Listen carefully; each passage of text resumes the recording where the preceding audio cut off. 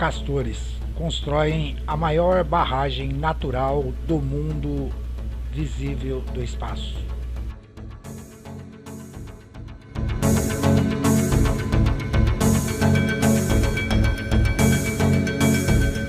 Dique começou a ser construído nos anos 1970. Calcula pesquisador, várias gerações de roedores participaram da empreitada no Canadá. Uma barragem construída por castores, a maior do mundo natural, foi descoberta numa região isolada e selvagem do norte do Canadá por um ecologista que utilizou fotos por satélite do site Google Earth. Situada no Parque Nacional Wood Buffalo, no norte da província de Alberta, a barragem mede 850 metros de comprimento, muito maior que a média considerada para um trabalho desse tipo, que não passa geralmente de 100 metros no Canadá. Apenas um desses diques em 1000 tem mais de 500 metros de comprimento. Os castores estão construindo outros 2 diques de cada lado da barragem principal. Em 10 anos, as estruturas vão formar uma única barragem com quase 1 quilômetro. A construção teria começado nos anos 1970. Acredita Jean Thier, que descobriu quando tentava medir, com a ajuda de fotos por satélite, o derretimento do permafrost, a camada construída por terra, gelo e rochas permanentemente congeladas no norte do Canadá. Várias gerações de castores trabalharam na construção, que continua a aumentar.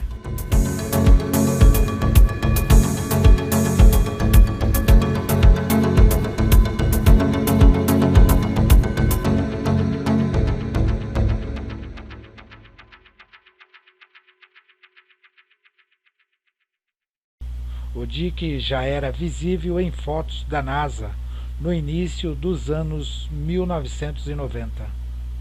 É um fenômeno único, diques construídos por roedores visíveis do espaço.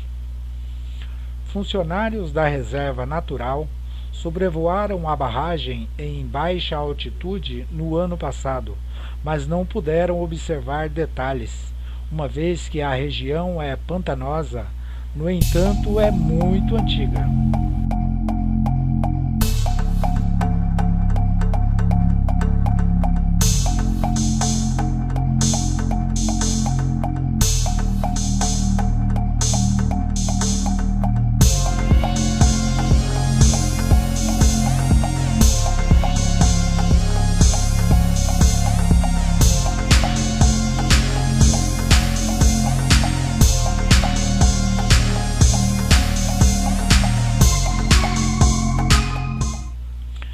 Quando um dique é mais novo, apresenta toras de lenha de corte recente. Neste, a erva cresce, a aparência é muito verde.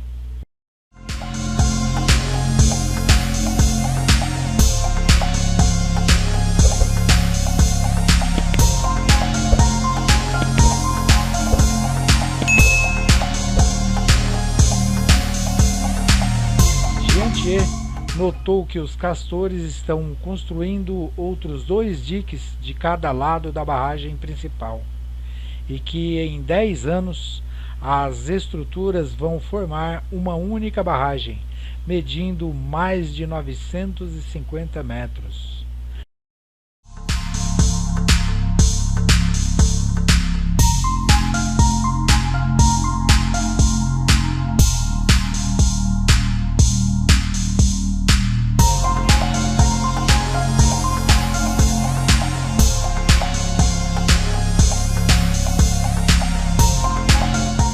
É um fenômeno único, diques construído por roedores visíveis do espaço.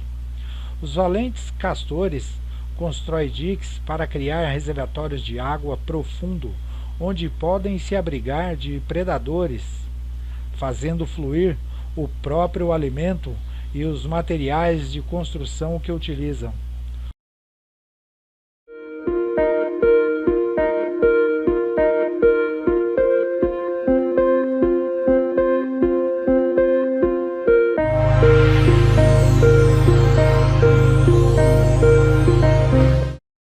Os castores chegaram à beira da extinção por causa do comércio de peles nos séculos 17 e 18.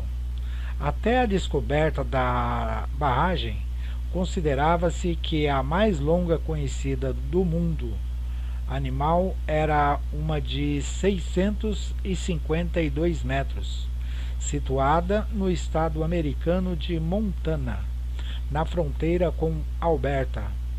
À beira da extinção pelo comércio de peles no século 17 e 18, o castor está voltando com força aos antigos hábitos.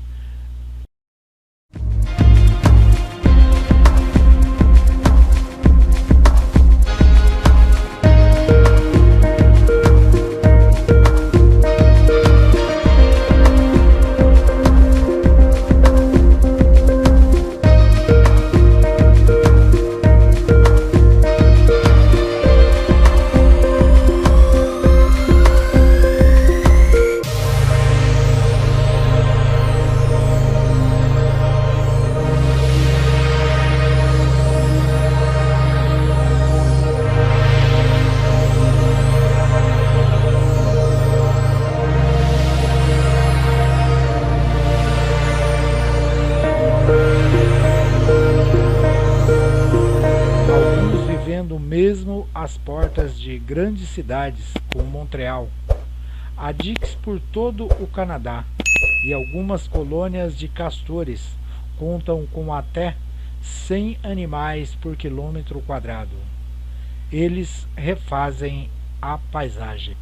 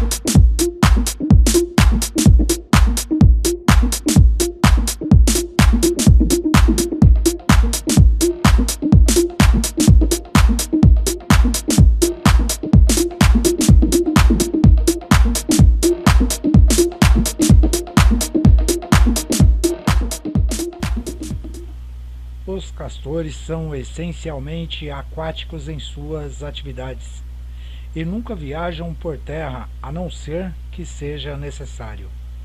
Os animais sociáveis, chegando a formar grupos ou colônias de até 12 indivíduos, composta por um casal e seus filhos. As famílias pequenas podem viver numa toca sozinha, mas as maiores podem precisar de refúgios adicionais. Quanto maior o isolamento do lugar onde vivem e a abundância de alimentos, maior será a população de castores.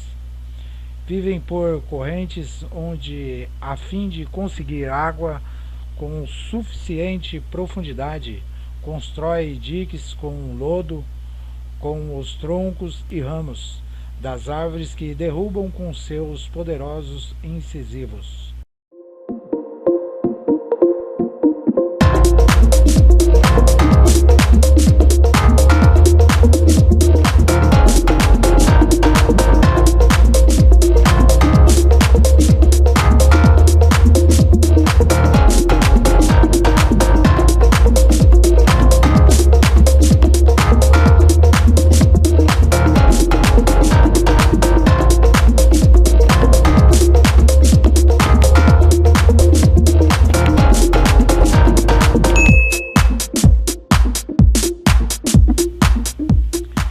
Geralmente escolhem correntes cuja profundidade tenham mais de 1 metro para iniciar seus trabalhos.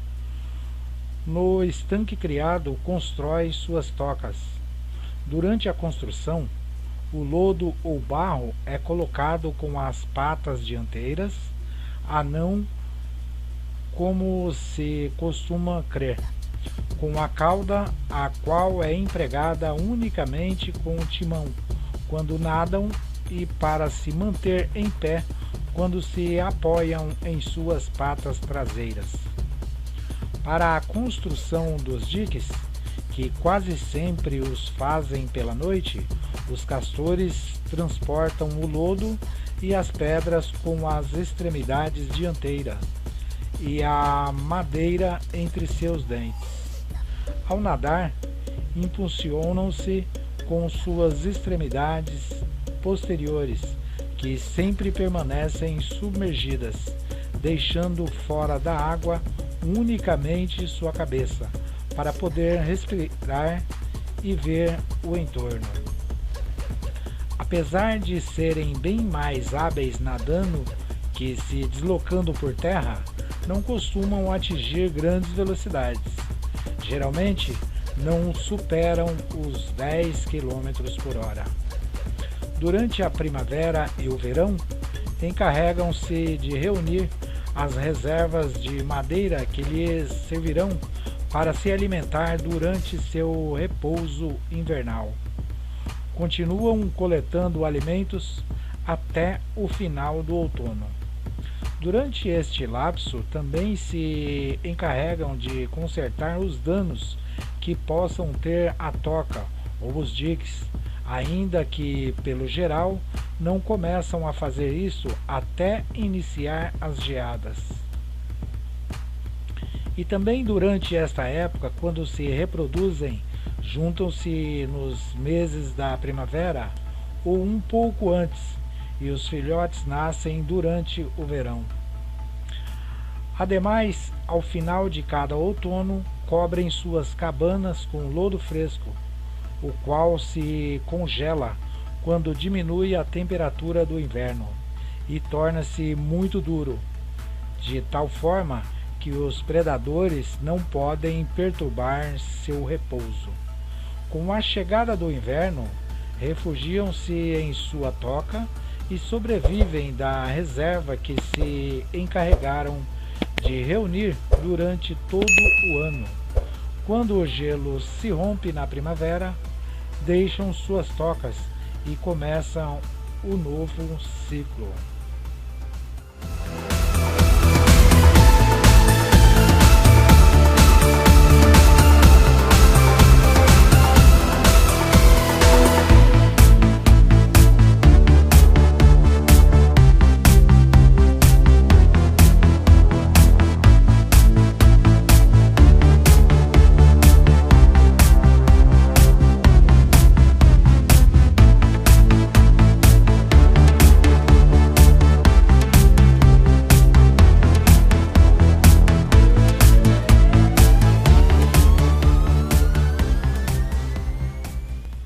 Reprodução. Os castores são capazes de juntar-se em quase qualquer etapa de sua vida e são monógamos. Ainda que se sua parceira morra, podem conseguir outra. A monogamia deve-se principalmente porque, para o correto cuidado das crias, é necessário que ambos os pais colaborem, já que um só não seria capaz de cuidar. Portanto, devem permanecer unidos o tempo todo para que a reprodução tenha sucesso. A época de acasalamento começa quando o gelo invernal se derrete, o que acontece aproximadamente em fevereiro. Cada fêmea acasala somente uma vez por ano. O acasalamento costuma realizar-se sob a água, ainda que também possa acontecer na margem do rio ou no estanque onde vive o casal. Após o período de gestação, que dura aproximadamente uns 3 meses e meio, 100 dias, a fêmea dá à luz de 2 a 4 filhotes, ainda que em casos extremos podem chegar até 9 filhotes, os quais nascem já com os olhos abertos e cobertos de pelos. Estes são amamentados durante as primeiras semanas de vida, nas quais permanecem dentro da toca, junto com a mãe e as crias da temporada anterior, que têm ao redor de 1 ano de idade. Os castores de 2 anos seguem vivendo com a família, ajudam a mãe a alimentar e proteger os recém-nascidos. O pai, enquanto sai e permanece nas redondezas, cuidando do território. Enquanto deixam de ser amamentados, a mãe começa a alimentar as suas crias com folhas tenras. Quando são muito pequenas, as crias se comunicam constantemente e fazem muito ruído, e enquanto vão crescendo, tornam-se menos ruidosas, ao começar a se comunicar com cheiros ou certas atitudes específicas. Um tempo depois, geralmente com um mês de idade, os jovens começam a mover-se pelo interior da toca, ainda que seguem sendo bastante dependentes de seus pais, já que são eles quem lhes seguem administrando alimento e proteção por cerca de 1 ano. Durante este período, aprendem algumas valiosas habilidades ao copiar o comportamento dos castores adultos, ainda que não tomam parte dos trabalhos de construção e outras atividades. Quando os jovens atingem a maturidade sexual, o que costuma acontecer a partir dos 2 anos de idade, podem se separar da colônia e formar a sua própria colônia. Porém, se é uma época de escassez de alimentos, seca ou há uma alta densidade de população, podem adiar sua partida, já que estes fatores reduzem suas possibilidades de estabelecer exitosamente uma colônia. Quando finalmente decidem se separar, não costumam se estabelecer em um ponto muito longe do seu lugar de nascimento.